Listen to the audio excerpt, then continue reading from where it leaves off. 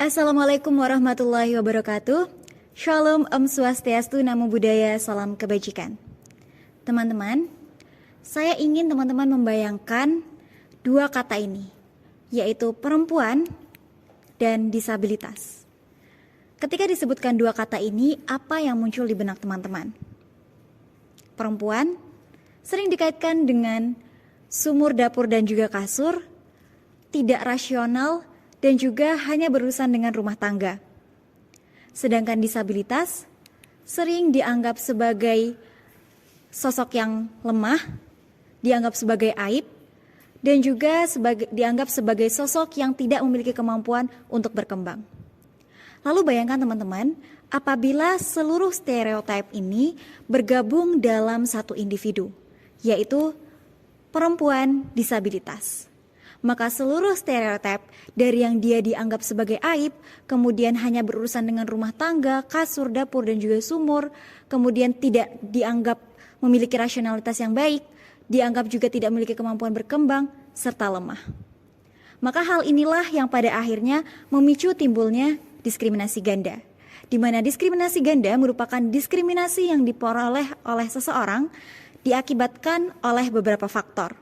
Dalam hal ini, perempuan disabilitas mengalami diskriminasi dikarenakan dia adalah perempuan dan juga disabilitas, di mana masing-masing mereka mengalami diskriminasi, dan utamanya ketika mereka menjadi satu sosok individu yaitu perempuan disabilitas, mereka akan mengalami diskriminasi ganda tersebut. Dalam hal ini, diskriminasi ganda yang akan dibahas adalah berkaitan dengan pendidikan inklusif, di mana pendidikan inklusif merupakan pendidikan yang aksesibel untuk seluruh lapisan masyarakat, baik laki-laki maupun perempuan, baik disabilitas maupun non-disabilitas. Teman-teman, saya merupakan bagian dari salah satu komunitas pemerhati penyandang disabilitas Malang, yaitu Omah Gembira. Dalam beberapa kegiatan kami sering ikut serta dalam bina latih dan juga belajar untuk para penyandang disabilitas di Malang Raya. Dalam hal ini, kami biasanya bekerja sama dengan paguyuban di kecamatan setempat untuk melakukan kegiatan tersebut. Suatu hari, ketika kita sedang melakukan bina latih di salah satu kecamatan di Kabupaten Malang, datang seorang perempuan disabilitas yaitu penyandang Down syndrome, di mana dia datang tidak bersama dengan orang tua ataupun walinya, namun ia dijemput oleh pengurus paguyuban setempat. Ketika dia datang pertama kali, dia hanya terdiam dan tidak mau berinteraksi kepada orang lain yang ada di lokasi tersebut. Dia hanya memandangi teman-teman disabilitas lainnya yang melakukan aktivitas seperti menggambar, mewarnai, kemudian menyusun puzzle dan juga bermain balok. Dia bahkan ketakutan ketika melihat ada banyak orang di sana pada saat pertama kali datang. Ternyata teman-teman, Rara selama ini tidak diberi akses oleh orang tuanya untuk bersosialisasi dengan lingkungannya. Dia hanya dibiarkan untuk tinggal di dalam rumah dan hanya diam di dalam kamarnya. Jangankan untuk mengakses pendidikan, untuk berinteraksi dengan teman-teman sebayanya ataupun berinteraksi dengan orang baru saja, dia tidak diberikan akses. Bahkan ketika pemerintah setempat meminta data dari Rara, orang tuanya awalnya enggan untuk memberikan data tersebut. Namun setelah berbagai bujuk rayu, barulah orang tuanya mau membuka dan juga memberikan informasi terkait Rara. Setelah 15 menit berlalu, Rara masih saja terdiam ketika pelaksanaan bina latih tersebut. Dia masih saja melihat teman-temannya. 30 menit berlalu, akhirnya Rara mulai mengambil pensil dan juga mulai mewarna seperti teman-teman lainnya. Dia mulai membuka dirinya, menepuk dada, menepuk pundak dan juga menepuk tangan kita, yaitu para volunteer, dan menunjukkan bahwa dia sedang mewarna. Dan bahkan setelah kegiatan mewarnainya selesai, dia dengan bangga menunjukkan hasil karyanya. Dan di situ Rara sangat semangat dan bergembira. Di situ kami mendapati bahwa pada dasarnya Rara memiliki potensi untuk bisa lebih berkembang daripada keadaannya saat itu, baik secara motorik, kognitif maupun sosialnya. Namun, dikarenakan proses yang dialami Rara, dikarenakan oleh orang tuanya itu, yang menjadikan Rara sangat tertutup dan tidak memaksimalkan dirinya. Teman-teman, Rara merupakan satu di antara ribuan, bahkan jutaan penyandang disabilitas perempuan lainnya, di mana mereka tidak diberikan aksesibilitas untuk memperoleh pendidikan, bahkan dari keluarga terdekatnya sendiri. Pada dasarnya, diskriminasi ganda ini merupakan suatu hal yang struktural terjadi bagi para perempuan disabilitas, utamanya dalam hal pendidikan. Kenapa dikatakan struktural? Karena hal ini terjadi secara runtut, dimulai dari pemerintahan sebagai pemegang kekuasaan tertinggi sampai dengan anggota keluarga sebagai pihak terdekat dengan para perempuan disabilitas.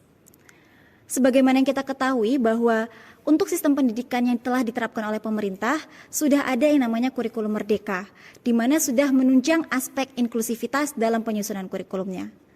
Namun, pemerintah masih belum mampu untuk mengeksekusikan pendidikan inklusif secara optimal di berbagai sekolah di seluruh penjuru Indonesia. Akibatnya, masih banyak sekolah yang tidak inklusif dan tidak menerima para penyandang disabilitas, utamanya disabilitas perempuan. Dikarenakan sekolah yang menerima penyandang disabilitas utamanya perempuan ataupun sekolah inklusif ini masih sangat terbatas, pada akhirnya aksesibilitas para penyandang disabilitas untuk memperoleh pendidikan ataupun menjangkau sekolah yang inklusif itu masih rendah. Sehingga dengan stereotip yang ada di masyarakat yang memengaruhi pola pikir keluarga dari penyandang disabilitas, membuat mereka berpikir bahwa untuk apa kita bersusah payah memperjuangkan pendidikan anak penyandang disabilitas kita ini. Karena pada dasarnya nanti dia akan tinggal di rumah juga. Hal inilah yang kemudian dijustifikasi dengan data dari UNESCO yang menunjukkan bahwa perempuan disabilitas yang melek huruf hanya ada sekitar 1% dibandingkan dengan laki-laki disabilitas yang melek huruf, yaitu memiliki persentase 3% dari total seluruh penyandang disabilitas. Hal ini tidak sesuai dengan data dari jumlah penyandang disabilitas, di mana diketahui bahwa jumlah penyandang disabilitas baik laki-laki maupun perempuan tidak memiliki perbedaan yang signifikan. Bahkan jumlah penyandang disabilitas perempuan seiring bertambahnya umur semakin bertambah. Hal ini menunjukkan bahwa adanya ketimpangan pendidikan, aksesibilitas terhadap pendidikan untuk para penyandang disabilitas perempuan. Dan seharusnya pendidikan ini bisa tetap aksesibel untuk disabilitas baik laki-laki maupun perempuan. Pada akhirnya, diskriminasi ganda dan utamanya pada pendidikan inklusif untuk para perempuan disabilitas ini memengaruhi 3 aspek, yaitu sikap keluarga, dukungan masyarakat, dan juga sistem pemerintahan. Berkaitan dengan sistem keluarga, hal ini adalah sehubungan dengan bagaimana keluarga mendukung dari anggota disabilitasnya untuk memperjuangkan pendidikannya. Ketika diskriminasi ganda ini menjadi hal yang ada ataupun hal yang melekat di masyarakat kita, menjadikan bahkan anggota keluarga ini memiliki pemikiran untuk apa sih memperjuangkan pendidikan? Lebih baik perempuan disabilitas tetap tinggal di rumah dan melakukan pekerjaan rumah saja, tidak perlu menempuh pendidikan tinggi-tinggi. Selain itu, berkaitan dengan patriarki yang ada di masyarakat kita. Hal ini berkaitan dengan aspek sosial budaya, di mana apabila dalam satu keluarga ada 2 penyandang disabilitas, di mana yang satu adalah laki-laki dan yang satu adalah perempuan, maka yang diutamakan adalah disabilitas laki-laki untuk mengakses pendidikan, dengan alasan bahwa laki-laki nantinya akan menafkahi keluarganya. Padahal teman-teman, pendidikan ini tidak hanya berkaitan dengan apakah ia akan menafkahi atau tidak, tapi lebih dari itu. Dan yang terakhir adalah berkaitan dengan sistem pemerintahan. Bagaimana sistem pemerintahan kita masih terpengaruh oleh nilai-nilai patriarki yang ada di masyarakat kita. Sebagaimana yang kita tahu bahwa suatu sistem pemerintahan itu masih terpengaruh oleh nilai-nilai sosial budaya masyarakatnya. Dan selama nilai-nilai sosial budaya kita masih belum inklusif untuk para penyandang disabilitas perempuan, maka sistem pemerintah juga masih belum bisa memaksimalkan untuk memperjuangkan pendidikan disabilitas perempuan. Hal ini pada dasarnya disebabkan oleh 2 faktor utama di antara beberapa faktor lainnya. Yang pertama adalah stereotip adanya kecenderungan rumah tangga yang rendah untuk para disabilitas perempuan. Banyak orang mengira bahwa para penyandang disabilitas tidak memiliki kecenderungan seksual. Padahal sebenarnya para disabilitas perempuan ataupun laki-laki memiliki kecenderungan seksual yang sama seperti manusia pada umumnya.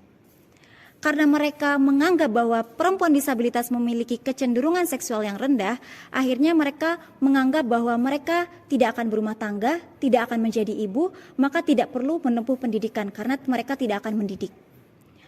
Ataupun ketika mereka menikah, maka ada stereotip di masyarakat bahwa para perempuan ini tidak akan bertugas untuk menafkahi anggota keluarganya. Sehingga dengan hal tersebut mereka juga mengatakan bahwa karena mereka tidak akan bekerja maka mereka tidak perlu mengakses pendidikan.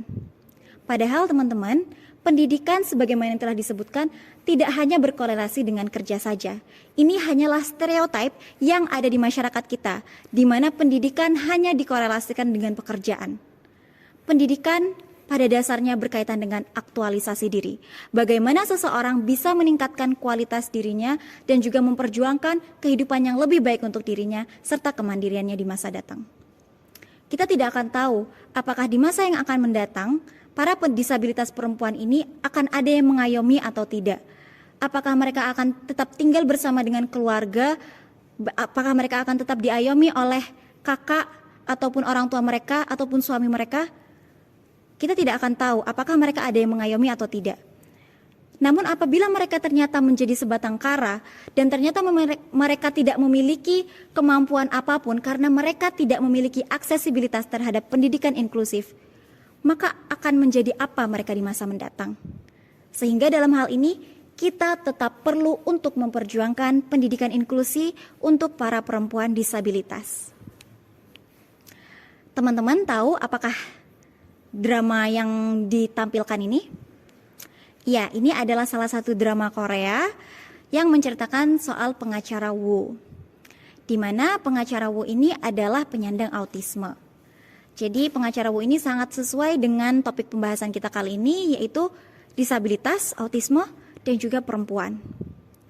Tapi film ini menceritakan bahwa bahkan dengan diskriminasi yang ada di masyarakat, yang mana sering dialami oleh perempuan dan juga disabilitas, tidak menghalangi pengacara Woo untuk bisa mengaktualisasikan dirinya, memperjuangkan karirnya hingga menjadi pengacara.